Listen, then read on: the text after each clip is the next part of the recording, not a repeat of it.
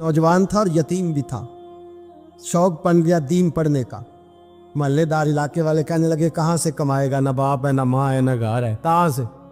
हजरत रूमी कहते हैं नौजवान ने जंगल में झोंपड़ी लगा ली। वहाँ वो सुबह मदरसे जाता, शाम को जंगल में रहता, वहाँ अल्लाह अल्लाह करता, सबक याद करता। एक दिन बादशाह की बेटी रास्ता भूल गई, जंगल में आई सहेलियों के साथ, बॉडीगार्ड भी साथ थे पर रास्ता भूल गई। खोती खोती शाम हो गई, ऐसी खोई कि जब रात गहरी हो गई तो आके उस नौजवान के पास रुकी और चिल्लाने लगी। शेर के दहाड़ने की आवाज आती है, भेड़िए के बोलने की आवाज आती है। नौजवान अकेला, सहेलियां बिछड़ गई, गार्ड बिछड़ गए। कहने लगी मैं परेशान हूँ, मुझे जगह मिल जाएगी। नौजवान कहता मैंने शहजादी देखी और मुझे भी पता था कि घर एक ही है और आग को अंदर से दरवाजा भी बंद करना पड़ता है, जंगल जानवर भी आ जाते हैं। कहते मेरी छोटी सी कुटिया में, झोंपड़ी में वो आई, रो के कहने लगी सहारा कोई नहीं, अगर मैं पीछे निकलूंगी तो भेड़िए खा जाएगा। कहते मैंने उसे जगह दे दी। अकेली औरत, चिराग जल रहा है, सबक याद कर रहा हूँ। मेरे नबी पाक ने फरमाया जहाँ मर्द औरत अकेले हो तीसरा शैतान होता है। और शहजादी, वो बच्चा कहता है सबक याद करता रहा सारी रात। वो बच्ची को कहा सो जा, पर वो कहती है नींद मुझे भी कहाँ आई। ऐसे मौक़ों पर नींद, सारी रात सबक याद करता। थोड़ी थोड़ी देर के बाद चिराग जलता तो उस पर उंगली रखता, हाथ जलता तो पीछे खींचने, फिर दूसरी उंगली रखता, थोड़ी देर के बाद जलता तो खींचने, हाथ सारा जल गया। सुबह किरणें चमकी तो कहने लगा चल निकल जा, दौड़ जा, बस बड़ा सब्र का इम्तिहान हो गया, चली जा। शहजादी बाहर निकली, सिपाही ढूंढ रहे थे। बादशाह खुद जंगल में निकला हुआ था, मेरी बेटी मिल गई। बादशाह तन्हाई में जाके कहने लगा बेटा मैं दुनिया को बताऊंगा कि मेरी बेटी खोई नहीं थी, सिपाही साथ ही थे। ये बड़ा मुश्किल होता है, बेटी तो भूल के भी रात कहीं रह पड़े तो लोग जीने नहीं देते, तो बेटा मुश्किल हो जाएगा मेरे लिए। कहाँ थी? उसने कहा नेक नौजवान के पास। उसने कहा बेटा मैं तो तेरी बात मानूंगा पर दुनिया नहीं मानेगी। अगर उस नौजवान ने किसी को बता दिया कि तू उसके पास थी तो फिर लोग मेरा जीना मुहाल कर देंगे। बेटा मैं मर जाऊंगा, मेरी मजबूरी ये है कि वो कहीं राज ना उगल दे वो नौजवान, उसे कत्ल करना पड़ेगा। औरत ने मिन्नतें की, उस बेटी ने कहा मेरे मौसम को मारोगे, रोई। और वो कहने लगा मैं बादशाह, वो मेरा अपना विकार है, मैं उसको छोड़ नहीं सकता। गिरफ्तार कर लाए सिपाही। वक़्त तय हो गया सजा का। अकेले कारकोशरी में रखा गया, जो उसके खास एतबार वाले थे उनकी ड्यूटी लगाई। बादशाह ने बुलाया, पहले बिलम आया। औरत कहने लगी, बेटी कहने लगी एक दफा तो बुलाओ ना, एक सवाल बस पर्दे में रह के पूछना है और फिर जो आपका जी चाहे, मेरे मौसम को मारना तो है, तो मर्जी आपकी। सामने खड़ा किया, नौजवान पर्दे के पीछे, औरत खड़ी हो गई। बादशाह बीच बैठ गया। बीबी कहने लगी सारी रात बेदार मैं भी रही, सोया तू भी नहीं। वो जो तू चिराग के करीब हाथ लगा के जलाता था वो समझ नहीं आई। नौजवान रो पड़ा, कहने लगा क्या करूं, मैंने रसूलुल्लाह का दीन पढ़ा है, क्या करूं, मैंने हुजूर का दीन पढ़ा है। मैंने पढ़ा है कि जानी को सबसे नीचे दोज़ख के सबसे निचले दर्जे में जलाया जाए, उसे जहन्नमियों का पीप और रेशा पिलाया जाए, कंद खिलाया जाए। ये रवायतें पड़ी हुई थी। थोड़ी थोड़ी देर के बाद शैतान मुझे कहता था बदकारी कर ले। मैं अपना हाथ उसी वक्त जब शैतान मशवरा देता तो मैं आग पे करता। मैं कहता अगर ये बर्दाश्त हो गई तो वो भी हो जाए। जब हाथ जलता तो मैं समझ जाता नहीं तुझसे तो ये नहीं बर्दाश्त होती तो वो कैसे होगी। फिर मुझे शैतान मशवरा देता कोई देख नहीं रहा, तो बुलाने नहीं गया, खुद आई, मैं दूसरी उंगली लगा देता। मैंने हाथ जलाया और मैं समझ गया जब छोटे से चिराग की इतनी सी शमा की आग नहीं बर्दाश्त होती तो दोज़ख कैसे बर्दाश्त होगी। कहता मैं बाज आया। बादशाह ने ये कहानी सुनी, लफ्ज सुने तो चीख मार के रोया। कहने लगा तालिब इल्म तू तो मेरे नबी का सच्चा गुलाम है, और मेरे रसूल के जो सच्चे गुलाम होते हैं उन्हें फांसियां नहीं दी जाती, उन्हें तख्त पर बिठाया जाता है।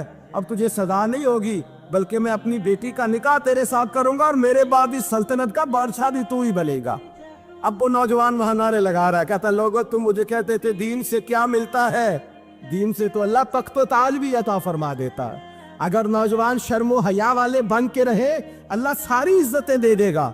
देखे ना अल्लाह के फजल से इज्जत मिलती है, और जब कोई इज्जतदारों जैसा काम ही ना करे। एक बात और अर्ज करनी है पर वक्त थोड़ा रह गया।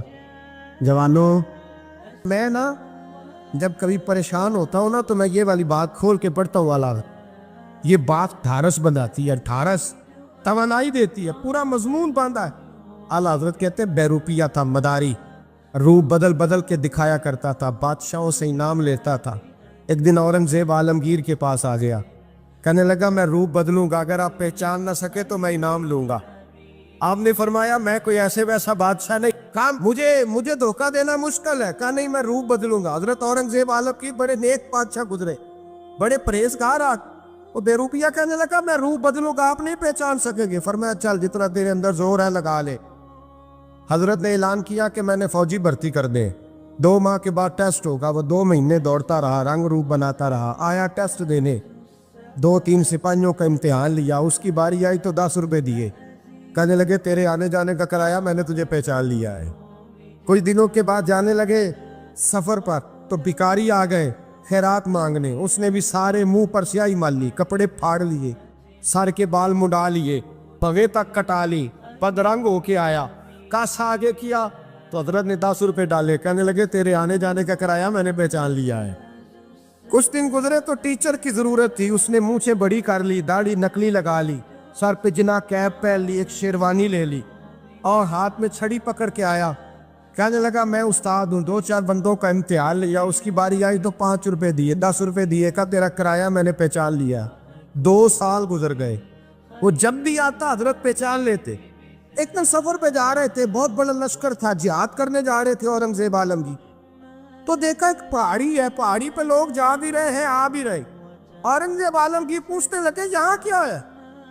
کہنے لگے بابا جی بیٹھے ہیں دعا کرتے ہیں, اللہ کے نیک بندے ہیں. اورنگزیب کہنے لگے یار پرانے لوگ سارے ہی اللہ والوں کو مانتے, یہ بھی مصیبت آئی ہے جتنی نہیں آئی ہے, سارے لوگ ہی مانتے. کہنے لگے ذرا میں دعا نہ کرا لوں, بچے کام جا رہا ہوں. اورنگزیب بادشاہ تھے, بادشاہ لوگ نازک مزاج ہوتے ہیں. گھوڑے سے اترے, بڑی مشکل سے پہاڑی پہ چڑھے, اوپر گئے تو لائن لگی ہے, بابا جی غار میں بیٹھے.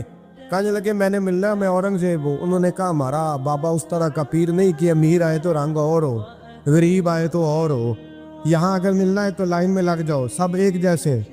اب لائن میں کھڑے ہو گئے, 50 آدمی آگے تھے, کہتے 51واں نمبر تھا. تھک گیا دھوپ میں کھڑا کھڑا. جب میں پہنچا غار کے دہانے تو میں نے بابا جی کے چہرے پہ نظر ڈالی تو بڑا نورانی چہرہ, بڑی خوبصورت لب و لہجہ. میں نے کہا میرے جیسا آدمی بھی پگڑی باندھ لے تو اچھا لگنے لگ جاتا ہے, بڑا خوبصورت انداز. کہتے ہیں میں ان کے پاس اتحیات کی حالت میں بیٹھ گیا. میں نے کہا حضور میں جا رہا ہوں جہاد کرنے, دعا کرنا. بزرگوں نے ہاتھ اٹھائے, اللہ اس کی مدد فرما, دین کو غلبہ عطا فرما, اسے دین کا سچا پکا سپاہی بنا. پھر تھپکی دی, 2-4 نصیحتیں نکال ڈالی. دیکھنا ظلم نہ کرنا, زیادتی نہ کرنا, جب تم جیت کر نہ کرنا, غرور نہ کرنا. نصیحتیں بھی کر دی. کہتے ہیں اب جب میں اٹھا تو 2-4 دینار بطور نذرانہ مسلح کے نیچے رکھے, اور الٹے قدم جب میں غار سے اترا انہوں نے رومال جاڑا روٹ کے کھڑے ہو گئے. کہنے لگے آج نہیں تو نے پہچانا, آج نہیں تو نے پہچانا, میرا ہی نام بنتا ہے, آج نہیں پہچانا, لا پیسے. اورنگزیب کہنے لگا یار تو نے حد کر دی, کہاں چڑھا کہاں کھڑا رہا, دھوپ میں تھک گیا, کمال کر دی بھائی تو نے. بتا تو کیا لے گا, اب تو جلدی بتا, وہ کتنے لوگ پیچھے دھوپ میں کھڑے ہیں, لشکر سارا کھڑا ہے, کیا لے گا؟ اس نے کہا سب سے قیمتی ہیرے وہ ہے جو تیرے سر کے تاج میں لگے ہوئے, مجھے تیرا تاج چاہیے. او بھائیو سننا اور یاد رکھنا, میرے اعلیٰ حضرت کہتے ہیں بادشاہ نے سر کے اوپر سے تاج اتارا, بہروپیے کے قدموں میں رکھا اور کہنے لگے یہ لے, اور یہ تو تیرا مانگنے پر میں نے دیا ہے نا, میں واپس آتا ہوں تو آنا میں اپنی مرضی سے بھی تجھے دوں گا. تو نے اورنگزیب جیسے بندے کو دھوکہ دیا, آنا میں اس وقت بھی دوں گا. وہ دیکھ کر بس بات ختم ہو گئی, ہاتھ ہو گئی. دیکھ کر کہتے ہیں جب میں پلٹا نا واپس, بہروپیے نے آواز دی بادشاہ ٹھہر جا. تو میں نے پلٹ کے دیکھا تو کہنے لگے یہ اپنا تاج لے جا, اٹھا اور لے جا. میں نے کہا 2 سال بیت گئے تجھے محنت کرتے, آج قابو آیا تو لے جاؤ. کہنے لگا لے جا, مسئلہ سمجھ میں آ گیا. میں نے کہا مجھے بھی تو سمجھانا. کہتے ہیں وہ پھوٹ پھوٹ کے رویا, اس کی آنکھیں برس پڑی, سیلاب کی طرح آنسو بہہ نکلے, تڑپا. اور لوگ کہنے لگا بادشاہ میں نے جھوٹ موٹ رسول اللہ کی غلامی اختیار کی تھی, جھوٹ موٹ کی داڑھی, جھوٹ موٹ کی پگڑی, جھوٹ موٹ کا فقر, میں نے جھوٹ موٹ نبی پاک کا لباس پہنا ہے, تو تیرے جیسے بادشاہوں کے تاج میرے قدموں میں آ گئے ہیں. अगर मैं सचमुच रसूलुल्लाह का गुलाम बनूंगा तो अल्लाह क्या कुछ अता फरमाए, अल्लाह कितनी नेमतों से नवाजे। मेरे आला क्या फरमाते हैं, आला हज़रत फरमाते हैं फरिश्ते भी करते हैं ताज़ीम मेरी। कौन जी? अल्लाह। ऐसा अकीदा भी कम मिलेगा जो बरेली के इमाम का अकीदा है, ऐसा भी कम। कहते हैं फरिश्ते भी करते हैं ताज़ीम मेरी। क्यों? फरमाने लगे फिदा हो के उन पर ये इज्जत मिली। बगदाद के एक दरवेश आलिम थे, तो वो जब भी नमाज पढ़ाते ना तो किसी ताजर की 2 बीवियों के बारे में दुआ मांगते। तवज्जो है मेरी बात पर? नमाज पढ़ाते तो कहते अल्लाह उस ताजर की 2 बीवियों को अपनी खास रहमतें अता फरमा। एक दिन लोग उनके गिर्द इकट्ठे हो गए, कहने लगे बाबा जी बताएं तो सही वो बीवियां कौन थी जिनके लिए आप दुआ मांगते? तो फरमाने लगे मेरे शहर का एक ताजर था, बहुत बड़ा ताजर था, मालदार था पर बे औलाद था। उसे बगदाद से मुल्क के शाम जाना पड़ता था तिजारत करने, और कई कई महीने उसे शाम के मुल्क में रहना पड़ता था। उसने इस तरह किया कि वहां भी एक शादी कर ली। तो जो है ना मेरी बात पर, क्या कर लिया उसने? दूसरी शादी करना मर्द के लिए जायज़ है, तीसरी करना भी, चौथी करना भी भैया के वक्त, मगर अगर इंसाफ कर सके तो। अगर चारों में हम ना आधा मसला सुनते हैं और आधा ही बयान करते हैं, अगर इंसाफ ना कर सके फिर उसके लिए 4 जायज़, फिर वो एक ही रखेगा। तो अजीज दोस्त, दूसरा निकाह कर लिया, शादी हो गई। अब वो वहाँ कुछ ज़्यादा वक्त गुजारने लगा, मालदार आदमी था, बीवी को मकान भी लेके दे दिया। अब वो देर से आता वापिस, और जब आता भी तो उसके वो वाले अंदाज ना होते जो पहले हुआ करते थे। अब बीवी से बड़ा जासूस भी कोई नहीं होता, उसको तो पहले पता चल जाता है कि माजरा क्या है, उसे बड़ी खबर होती है। तो उसने महसूस कर लिया कि बदले बदले से मेरी सरकार नज़र आते। वो कहने लगी अब के जब आता जाता है तो इसके हालात कुछ बदले बदले से हैं, माहौल कुछ और है। उसने एक बूढ़ा आदमी जो उसका अजीज भी था और समझदार भी था उसको तैयार किया। कहने लगी अब के जब मुल्क के शाम जाए ना तो इसका पीछा करना और ख़बर करना कि कहाँ रहता है, कहाँ जाता है, क्या करता है। वो बूढ़े बुजुर्ग जो थे वो खातून के कहने पर कुछ उसने किराया भी दिया। वो उस ताजर के पीछे गए और वापस आके ख़बर दी। कहने लगे कि ये तो 2-3 साल बीत गए, इसने वहाँ भी शादी की हुई है, तुझे बताया ही नहीं। बीवी बड़ी समझदार थी, हौसला मंद, ज़ीरत, उसने शोर नहीं मचाया। उसने कहा कि मैं ना अब जब आएगा ना तो तरीके से बात करूँगी और पूछूंगी कि ऐसा क्यों किया। और ये भी उसने आके बताया कि अगर तेरे साथ निकाह के बाद उसे औलाद नहीं मिली तो औलाद वहाँ भी कोई नहीं, कि मुकम्मल तफसीलात। अब जब इस दफ़ा खामंद आया तो आते ही वो बीमार हो गया, कमज़ोर होने लगा। अब खातून ने मुनासिब नहीं समझा कि आते ही धड़ाम से मैं उसके सर पर ये ठोड़ दूँ कि तूने निकाह किया हुआ है और मुझे बताया नहीं। वो जरा तसल्ली में रही, कुछ वो बीमार था, हौसला रखा, खिदमत करती रही। कुछ दिन गुजरे तो वो ताजर इंतकाल कर गया, फौत हो गया। अब राज खुल न सका, इद्दत गुजारी, और जब सारा माल जमा किया ना तो अशरफियों की बोरियां भर गई। सारा माल उस बीबी का, 4 बोरियों में अशरफियां, 4। यहाँ तो पेट का दोज़ख है, माज़ अल्लाह भरता ही नहीं। हाल में मज़ीद, हाल में मज़ीद। वो जो कहते थे ना कि बस बाहर चला जाऊँ और बाहर मैं कुछ थोड़े से पैसे कमा के 2-3 साल में लौट आऊँगा, फिर यहाँ आके कोई कारोबार करूँगा, वो गए हैं तो वापस नहीं आए। वो जो कहते थे ना बस मैंने इतना सा कारोबार करना है कि मकान बन जाए, उन्होंने 4 मकान भी बना लिए हैं, लेकिन ब्रेक हल में मज़ीद की दौड़ है। अब 4 बोरियां उस औरत ने छुपाए रखी। कोई बंदा नहीं जानता बगदाद में कि मुल्क के शाम में ताजर की दूसरी बीवी भी है। जब वो फारिग हुई तो उसने उस बूढ़े जासूस को फिर बुलाया और 2 बोरियां ऊंट पे रखी, खुद भी साथ बैठी और मुल्क के शाम गई। अल्लाह अकबर। वो बुजुर्ग कहते हैं मैं ऐसे नहीं दुआ करता। उसको जाके कहने लगी मैं अकेली वारिस नहीं हूँ, आधे की वारिस तू भी है। मैं अकेली वारिस नहीं, ये तक़सीम विरासत है, आधी की वारिस तू भी है। तो रख अपने पैसे, मुझे पता है उसने निकाह किया था पर मुझे बताया नहीं था, तो रख अपने पैसे, मैं तुझे दे रही हूँ, आधे तेरे हैं आधे मेरे हैं। उसने नजर उठाई तो रो पड़ी, कहने लगी नहीं अब ये सारे तेरे ही हैं। اگر تو اللہ سے ڈرتی ہے تو میں بھی رب سے ڈرتی ہوں، اگر تو مصطفیٰ کریم کا کلمہ پڑھتی ہے تو میں بھی اسی نبی کی ماننے والی ہوں۔ کہا بات کیا ہے، میرا کیوں ہے سارا؟ تو وہ خاتون کہنے لگی وہ 2 سال 3 سال سے میرے ساتھ نکاح تھا، اور اس نے بتایا تھا مجھے کہ میری بیوی بھی ہے، اور میں غریب تھی تو میرے والدین کو بھی بتایا تھا کہ میری دوسری شادی ہے۔ یہ مکان اس نے مجھے لے کے دیا تھا، میرے تمام اخراجات وہ پورے کرتا تھا، نان و نفقہ کا خیال رکھتا تھا، لیکن اب کہ جب وہ آیا تو وہ بیمار تھا۔ اس نے مجھے بتایا کہ مجھے طبیب نے بتایا ہے کہ میں شدید بیمار ہوں، شاید بچ نہ سکوں۔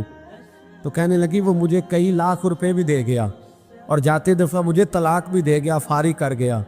کہنے لگا تو جہاں چاہے میرے بعد نکاح کر سکتی ہے، اور کہنے لگا میں چاہتا تھا پہلی بیوی کو بتا دوں، موقع نہیں بنا، اور اس کا دل نہ ٹوٹے، بتا نہیں پایا، لہذا وہ مجھے ڈھیر سارے پیسے دے چکا ہے، سارا میرا حصہ مجھے پہلے سے دے چکا ہے۔ میری بہن اب یہ 4 بوریوں میں سے 2 میری نہیں بلکہ 4 کی 4 ہی تیری ہے، تو ہی اس کی حقدار ہے۔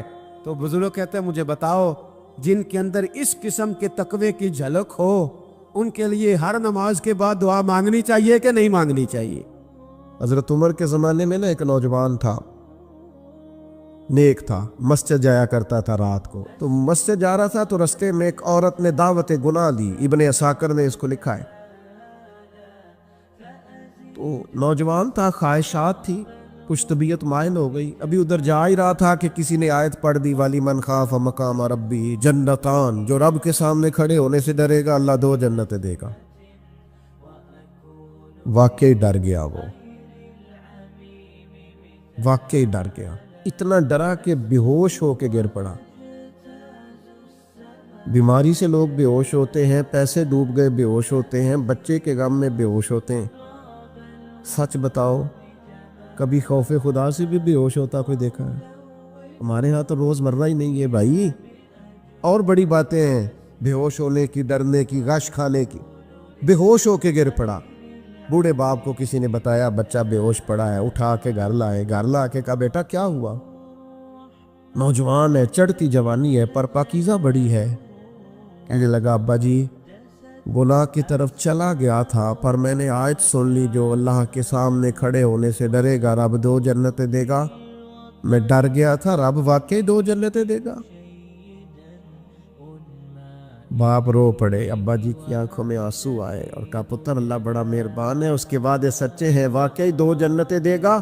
اس نے پھر ایک چیخ ماری، اور اس طرح کی ماری کہ اس کی روح ہی پرواز کر گئی، روح ہی پرواز کر۔ کشتگان خنجر تسلیم را، عشق کی خنجر سے قتل ہو گئے لوگ۔ صبح حضرت عمر کو پتہ چلا کہ انہوں نے تو رات جنازہ بھی پڑھ دیا، تدفین بھی کر دی۔ جناب عمر فرمانے لگے اتنا نیک نوجوان خوف خدا سے دنیا سے چلا گیا، مجھے کیوں نہیں بلایا، میں جنازہ پڑھتا۔ فاروق اعظم فرما رہے ہیں میرا شوق تھا میں اس کا جنازہ پڑھتا۔ کہ حضور آپ کو تکلیف نہیں دی؟ فرمایا بتاؤ قبر کہاں ہے؟ تے کامل پیر اونا دے باہو قبر جنا دی جیوے۔ حضرت فاروق اعظم قبر پہ تشریف لے گئے اور کھڑے ہو کے فرمانے لگے نوجوان مجھے امید ہے میرے رب نے تجھے 2 جنتیں دی ہوں گی۔ ابن عساکر کھول کے دیکھو تاریخ بغداد نے کیا لکھا ہے۔ حضرت سیدنا فاروق نے فرمایا امید ہے 2 جنتیں دی ہوں گی، قبر کے اندر سے بولا کامل پیرونا دے باہو قبر جنا دی جیوے، قبر کے اندر سے بولا۔ کہنے لگا حضور امید والی بات نہیں، رب کے وعدے سچے ہیں، اس نے واقعی مجھے 2 جنتیں عطا فرمائی، 2 جنتیں دی ہیں، میں نے اپنے مالک کو راضی پایا۔ ہمارے صوفیاء تصوف میں ایک جملہ بولتے ہیں کہ تیرا تو فقر فقر بوزر ہے، یعنی جن کو صحیح درویش کہتے ہیں نا، صحیح درویش۔ مولا علی شیر خدا رضی اللہ تعالیٰ عنہ فرمایا کرتے 2 ہی تو بندے ہیں جو رب کے رستے میں کسی شے کی پرواہ نہیں کرتے۔ حضور کون سے؟ فرمایا ابو ذر غفاری ہے اور دوسرے علی المرتضیٰ ہے۔ مولا علی فرمایا کرتے یہ نا مسلمانوں میں سے 4 یا 5ویں مسلمان ہیں، شروع سے ایک سلیم الطبع آدمی، کچھ لوگ طبعاً بڑے نفیس ہوتے ہیں، طبعاً اللہ کی طرف سے شروع سے ہی ان کا جو قبیلہ تھا بنو غفار وہ رہزنی کرتا تھا، لوگوں کو لوٹ لیتا تھا. شروع میں یہ کام کیا لیکن جب کچھ لوگوں کی چیخیں کانوں میں گئیں تو چھوڑ دیا، فرمایا نہیں یار طبیعت نہیں مانتی. اور نبی پاک کا کلمہ پڑھنے سے پہلے ہی بتوں کی پوجا چھوڑ کے رب کی عبادت شروع کر دی. لوگ پوچھا کرتے تھے آپ عبادت تو کرتے تھے پر منہ کدھر کرتے تھے؟ فرماتے تھے جدھر وہ کرا لیتا تھا کر لیتے تھے. کسی نے انہیں بتایا کہ مکے میں ایک شخص ہیں جنہوں نے اعلان نبوت کیا ہے، آپ کی طرح کی باتیں کرتے ہیں. انہوں نے اپنے بھائی کو بھیجا، ان کا نام انیس تھا. پتہ کر کے واپس آئے، بھائی کہنے لگے ابو ذر، ان کا نام جندب ہے، اصل میں زر ان کے بیٹے کا نام ہے اور کنیت سے زیادہ معروف ہیں، ابو ذر غفاری کہلاتے ہیں. فرماتے ہیں کہ بھائی نے آ کے بتایا کہ وہ نیکی کا حکم دیتے ہیں، برے کاموں سے منع کرتے ہیں، صلہ رحمی کا پیغام دیتے ہیں، لیکن لوگ سارے مخالف ہیں. یہ چیز بھی بڑی کاؤنٹ ہوتی ہے، اسے نہ کاؤنٹ کیا کریں. لوگوں کی ترجیحات بدلتی ہیں، صبح کچھ، دوپہر کچھ، شام کچھ، اسے نہ کاؤنٹ کریں. انہوں نے اس بات کو کاؤنٹ کر کے بتایا کہ لوگ ان کے جو ہے نا وہ مخالف ہیں سارے. تو حضرت ابو ذر غفاری کہنے لگے مجھے تسلی نہیں ہوئی، میں خود جا کے پتہ کروں گا. کہتے ہیں مکہ شریف آیا تو کسی ایسے آدمی سے پوچھ بیٹھا، میں تو کچھ اور سمجھا تھا، وہ کچھ اور نکلا. مکے والوں نے بڑا مارا. مکے پہنچ کے پہلی جو چیز ملی وہ مار کھانے کی تھی. اب میں ڈرتے کسی سے پوچھتا ہی نہ، بھوک بھی بڑی تھی، رہنے کو جگہ نہیں تھی، حرم شریف میں لیٹا رہتا تھا. میرے نصیب دیکھو، مجھے ایک شخص نے آ کے ہلایا، کہنے لگے اگر مناسب سمجھے تو میں آپ کو دیکھ رہا ہوں کافی دیر سے، آپ کوئی پردیسی ہیں، آپ کا اپنا مہمان نہ بنا لوں.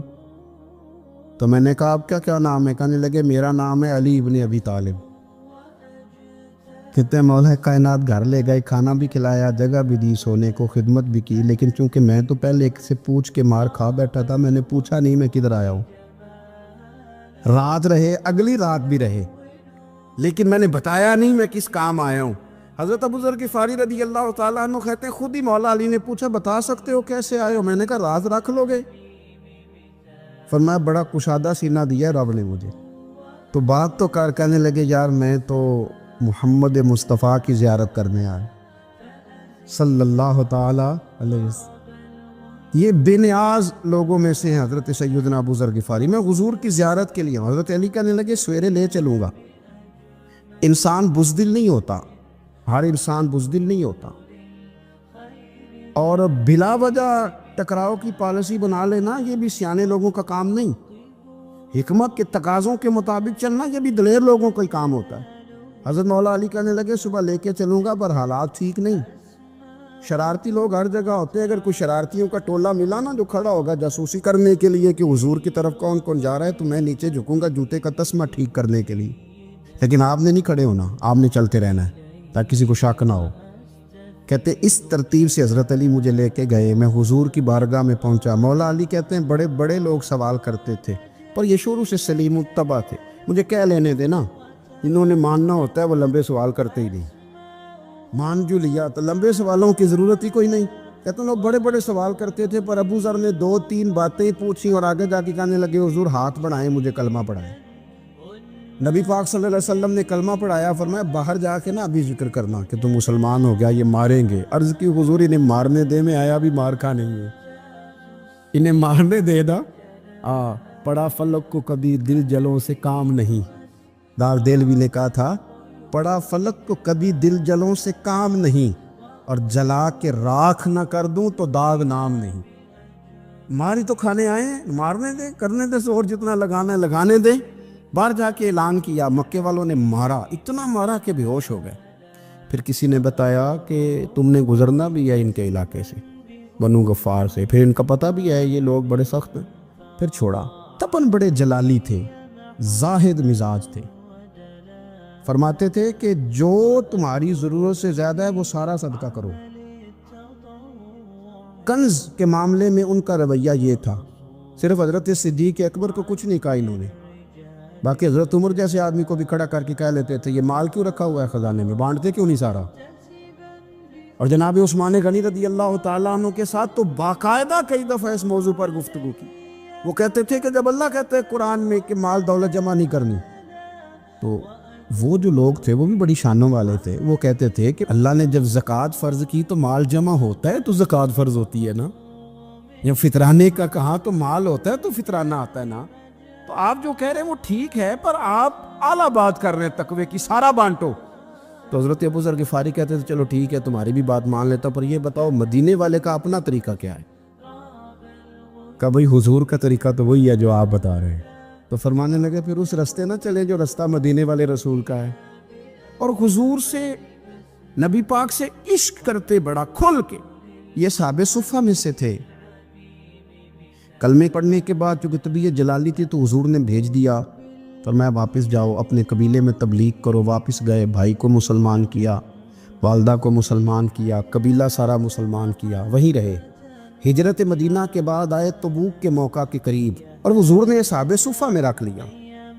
نوکری کرتے مدینے والے رسول کی، دلیر آدمی تھے، بڑا قبیلہ تھا، پر ڈیوٹی کرتے، ڈیوٹی خدمت کرتے. ایک بیٹا تھا زار اس کا نام تھا، اس کی ڈیوٹی لگائی تم نے میرے نبی پاک کے اونٹ چرانے.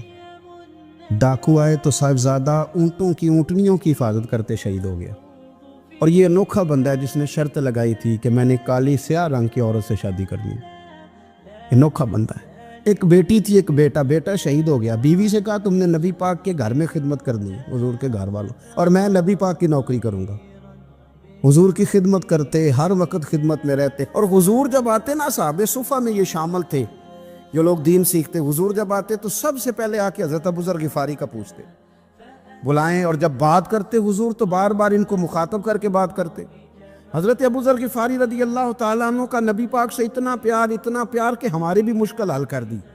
ابو داؤد شریف میں موجود ہے. ایک دن کہنے لگا یا رسول اللہ صلی اللہ علیہ وسلم، اگر کوئی بندہ کسی سے پیار بڑا ہی کرے پر اس جیسے عمل نہ کر سکے، کوشش کرے کرنا. لوگ ہمیں کہتے ہیں نا جی پیار بڑا، عمل بھی تو کرو نا. بھی کرنا چاہیے، پر انسان ہے نا، غلطی بھی تو ہو ہی جاتی ہے. اب ہم عمل نہیں کر سکتے تو تم ہمیں پیار بھی نہیں کرنے دو گے؟ مہربانی کرو، پیار تو کرنے دو نا. حضرت ابو ذر غفاری نے کہا، ابو داؤد شریف میں موجود ہے، یا رسول اللہ صلی اللہ تعالیٰ علیہ وآلہ وسلم، حضور پیار بڑا کرے پر ان جیسے عمل نہ کرے تو حکم کیا ہے؟ تو حضور نے فرمایا پیار سچا کرے، اللہ قیامت کے دن جس سے محبت کرے گا نا اس کے ساتھ ہی دونوں کو اکٹھا فرما دے گا. تو حضرت ابو ذر نے فوراً کہا، حضور پھر مجھے آپ سے بھی بڑا پیار ہے، رب سے بھی بڑا پیار ہے. فرمایا فکر نہ کرنا، جنت میں اکٹھے ہی جائیں گے. اتنی محبت رسول پاک کی ذات کے ساتھ. حضور کی نوکری کرنا. ایک دن خدمت کرتے کرتے سو گئے. حضور مسجد میں آئے پتہ کرنے کہ ابو ذر آرام کر رہا ہے.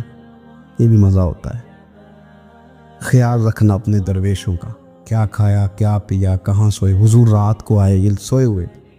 فرماتے ہیں حضور نے میرا انگوٹھا ہلایا، میں اٹھ کے بیٹھ گیا، حضور بھی میرے پاس بیٹھ گئے. اور میں ابو ذر بڑا پیار کرتے ہو، سونے آپ کو پتہ ہی ہے. کہ یار تو بڑی نوکری کرتا ہے، ایک دن وہ بھی آئے گا جس دن تجھے میری مسجد اور میرے شہر سے جانا پڑے گا، پھر کیا کرو گے؟ تو عرض کی حضور کسی کی طاقت ہے مجھے آپ کے شہر سے نکالے؟ میں تلوار نکال لوں گا. نبی پاک نے فرمایا تلوار نہ نکالنا، جہاں تمہیں بھیجا جائے چپ کر کے چلے جانا. حضور کب تک؟ فرمایا جب تک اللہ تیری اور میری ملاقات نہیں کرا دیتا، یعنی وصال تک. یہ واحد شخص ہیں کہ حضور کے وصال ظاہری کا وقت آ گیا تو فرمایا کوئی میرے ابو ذر کو بلاؤ. جب یہ آئے تو حضور لیٹے ہوئے تھے، یہ جھکے نبی پاک کی طرف، حضور میں حاضر ہو تو حضور نے پکڑ کے سینے کے ساتھ لگا لی. میرے رسول پاک صلی اللہ علیہ وسلم کی خدمت میں ایک دفعہ عرض کرنے لگے، حضور مجھے صوبے کا گورنر بنا دے. تو نبی پاک نے فرمایا ابو ذر میں عہدے پسند نہیں کرتا، تو تمہیں بھی میں کہتا ہوں عہدہ نہ لینا، تمہیں بھی کہتا ہوں عہدہ نہ لینا. فرمایا ابو ذر میں جو چیز اپنے لیے پسند کروں گا تمہیں بھی اسی کا مشورہ دوں گا. تم بندے اچھے ہو پر یہ کام تمہارے بس کا نہیں ہے. بڑے زاہد آدمی. میرے رسول کریم صلی اللہ تعالیٰ علیہ وآلہ وسلم نے ان کے بارے میں فرمایا جس طرح نبیوں میں حضرت عیسیٰ علیہ السلام ہوئے. حضرت عیسیٰ دیکھیں نا، انبیاء میں اللہ تعالیٰ نے ہر قسم کی عظمت نبیوں کو دی. جناب سلیمان علیہ السلام کا تو تخت بھی ہوا میں اڑتا تھا، جن تک تابع دار تھے. اور نبیوں میں حضرت عیسیٰ بھی ہیں جن کے پاس گھر بھی کوئی نہیں، شادی بھی کوئی نہیں کی، اینٹ سرانے رکھ کے تکیہ بناتے. ایک ان کے پاس کنگھی تھی اور ایک پیالہ تھا. دیکھیں جو بندہ نیک ہو نا وہ بھی نیک ہیں, اللہ کے نبی ہیں. آپ اپنا تقوی مسلط نہیں کریں گے, جو وہ کر رہے ہیں وہ بھی مخلص ہو کے کر رہے ہیں. حکومتیں جو چلانی ہیں تو وہ کس نے چلانی ہے؟ اگر نیک بندے نہیں آئیں گے تو غلط لوگ آئیں گے, قوموں پہ ظلم کریں, وہ بھی اپنی جگہ ٹھیک ہے. لیکن یہ جو کر رہے ہیں یہ بات بھی اپنی جگہ بالکل ٹھیک ہے. ہم پتہ کیا کرتے ہیں, ہم چیزوں کو مسلط کرتے ہیں, ایک دوسرے پر مسلط نہیں کریں چیزوں کو. آپ جو کر سکتے ہیں, جو رستہ آپ کو صحیح لگتا ہے اختیار کر لیں. یہی تو ہمارے دین کا حسن ہے, یہ سارے رستے واضح کر کے ہمیں دکھاتا ہے. حضرت عیسیٰ علیہ السلام نے ایک دن دیکھا کہ ایک بندہ نا انگلیوں کے ساتھ اپنے بال سیدھے کر رہا ہے, تو آپ نے فرمایا یار کنگھی کے بغیر بھی کام چل سکتا ہے. کنگھی بھی خیرات کر دی. دیکھا ایک بندہ ہاتھ کا تکیہ بنا کے لیٹا ہے, تو فرمایا اینٹ بھی دے دو, کسی کے کام آ جائے. ایک دن دیکھا کہ ایک بندہ نا یوں چلو میں پانی پی رہا ہے, فرمایا پیالہ بھی رہنے دو, اس کے بغیر بھی کام چل ہی جاتا ہے. جناب عیسیٰ کا یہ زہد تھا. میرے نبی پاک علیہ السلام نے فرمایا جس نے جناب عیسیٰ کا زہد دیکھنا ہو وہ میرے ابو ذر غفاری کو دیکھے. ان کو دیکھے, یہ دنیا میں جناب عیسیٰ کے زہد کے مطابق چلتے پھرتے ہیں. ساری زندگی دولت کو, مال کو پسند نہیں کیا. جہاں رہتے تھے ایک گورنر صاحب نے 300 دینار تحفے میں بھیجے. تو ایک ہوتا ہے نا بندہ کہتا ہے نہیں ضرورت نہیں. اور حضور سید عالم صلی اللہ علیہ وسلم نے حضرت عمر سے فرمایا تھا جو خود بخود آ جائے وہ قبول کر لو اللہ کی طرف سے. لیکن ان کا رنگ فقیری والا تھا اور تھوڑا انوکھا تھا. 300 دینار آئے تو فرمانے لگے اسے جا کے کہو تمہیں کوئی اور بندہ نہیں ملا دھوکہ دینے کے لیے, میرے گھر ہی مال بھیج دیا ہے. فرمانے لگے میرے پاس گدھا ہے سواری کرنے کے لیے, میرے پاس بکریاں ہیں دودھ پینے کے لیے, میرے پاس ایک چادر اضافی ہے سامان میں سے, میں تو ڈرتا ہوں کہ رب کہیں اس چادر کے بارے میں سوال نہ پوچھ لے, اور تم ہو کہ میرے پاس یہ لے کے آئے ہو. حضرت عثمان غنی کے پاس جا کے کہا کرتے کتنا لوگوں کے پاس پیسہ آ گیا ہے, ہر بندے کے گھر میں مال ہے, یہ کیا ہو رہا ہے, لوگوں سے کہیں خرچ کریں غریبوں پہ. تو عثمان غنی فرمانے لگے تمہیں تو خوش ہونا چاہیے کہ میرے دور میں لوگ خوشحال ہو گئے. آپ فرمانے لگے نہیں, وہ والا رنگ زیادہ بہتر ہے جو مدینے والے نے اختیار فرمایا, کیونکہ کچا رنگ للاری والا چڑھدا تے لیندا رہندا عشق تیرے دا رنگ محمد, جدوں چڑھ جائے پھر نہیں لیندا. آپ کی طبیعت کے اندر دولت سے بیزاری. حضرت ابو درداء, حضرت ابو موسیٰ اشعری, حضرت ابو ہریرہ رضی اللہ تعالی عنہ, یہ سمجھ لیں ان کے کلاس فیلو تھے, ان کے ساتھ پڑھا تھا انہوں نے. حضرت ابو ذر غفاری ان پر بھی جلال کرتے. آپ یقین کریں کہ طبیعت نا ایسے کیف میں آ گئی ان کو پڑھ کے.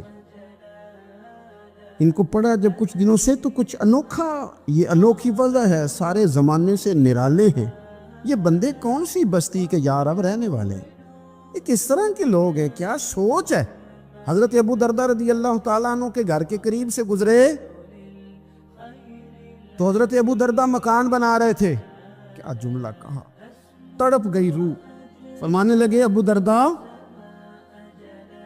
تجھ سے مجھے یہ امید نہیں تھی یار.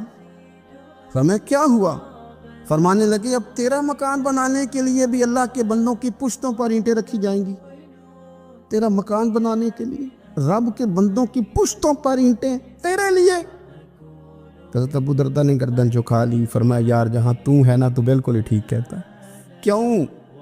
میرے نبی پاک صلی اللہ علیہ وسلم نے فرمایا اس زمین کے اوپر اور آسمان کے نیچے ابو ذر غفاری سے سچا بندہ کوئی نہیں, ان سے زیادہ سچا کوئی نہیں. فرمایا تو ٹھیک کہتا ہے یار, صحیح کہتا ہے. حضرت ابو موسیٰ اشعری رضی اللہ تعالیٰ عنہ کو گورنر بنا دیا گیا عراق کا. اب حضرت ابو موسیٰ اشعری صحابہ میں ایک بڑے جلیل القدر صحابی ہے, اور ان کی عظمتیں, رفعتیں, بلندیاں کیا کہنا, بڑی گہری دوستی تھی. لیکن جب وہ گورنر بن گئے نا تو آپ نے فرمایا بس بھئی اب تو نے عہدہ لے لیا ہے, یہ بندے کو ٹھیک نہیں رہنے دیتی تھی, اب تو عہدے میں چلا گیا. بڑی مدت کے بعد ملاقات ہوئی حضرت ابو موسیٰ اشعری کے ساتھ. وہ دوڑ کے آئے حضرت ابو ذر غفاری کے گلے ملنے, میرا بھائی میرا بھائی. فرمایا پیچھے ہٹ جا, میں نہیں تیرا بھائی, تو گورنر ہے, میں غریب آدمی ہوں, اپنا کام کر. پھر دوڑ کے آئے. فرمایا ابو ذر تو میرا بھائی ہے یار, اکٹھے پڑھتے تھے حضور. فرمایا نہیں جا, تو نہیں میرا بھائی. پھر آئے. جانتے تھے نا یہ سچا بندہ ہے, یہ سچا بندہ ہے, یہ تقریروں والا نہیں, صرف وعظوں والا نہیں, اس کے اندر بھی بڑی سچائی ہے. قریب آئے، آ کے کہا یار تو میرا بھائی ہے، میرے سینے لاگ. فرمانے لگے تو تیسری بار آیا ہے، مومن ہے، میں منہ نہیں موڑ سکتا، پر پہلے مجھے بتا گورنر بننے کے بعد تو نے مکان کتنے بنائے، باغ کتنے لگائے، چکیاں کتنی لگائی، کتنے تو نے چیزیں بنائی ہیں، پہلے بتا. تو ابو موسیٰ اشعری نے ان کا ہاتھ پکڑا، رونے لگے، کہنے لگے جس محبوب سے تو نے تربیت لی ہے میں بھی انہی کا نوکر ہوں، جن کپڑوں میں میں عراق گیا تھا میرے ہاتھ بھی وہی ہیں. یار کیا بات کرتا ہے تو، میرے وہی ہیں. مجھے بتا اگر یہ عہدے خدمت کے ہم نہیں لیں گے تو پھر کیا ظالموں کو دیں گے، غیروں کو دیں گے؟ نہ کر، کچھ نہیں بنایا. حضرت سیدنا ابو موسیٰ اشعری رضی اللہ تعالیٰ عنہ روئے، اور جب کہا نا کوئی شے نہیں میرے پاس، تو فرمایا اچھا چل آ جا پھر سینے لگ جا، تو واقعی میرا بھائی ہے. پھر حضرت ابو ذر غفاری نے محبت فرمائی، وہ درویشی، وہ فقیری، وہ سادگی، وہ نورانیت، وہ دل کے ساتھ اندر. ہمارے تو بہت سارے لوگ ہیں جو کہتے ہو کہاں لے جانا ہے مال، کیا ضرورت ہے مال کی، ہر وقت مال کی مخالفت کرتے، لیکن دل ان کا کہتا ہے کہ آئے صحیح، کسی طریقے سے پہنچے صحیح. حضور نے فرمایا بعض لوگوں کی زبانیں شہد سے زیادہ میٹھی، دل بھیڑیے سے زیادہ خطرناک.